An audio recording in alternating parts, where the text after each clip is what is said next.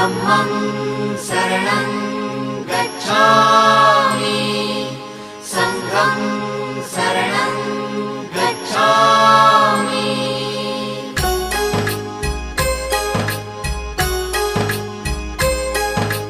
बुद्धं शरणं गच्छामि धम्मं शरणं गच्छामि संघं शरणं गच्छामि। त्यागमूर्ती तू शांत चित्त तू योग रूप संसारी दया प्रेम अन मानवतेचे प्रतीक तुझी ईश्वरी।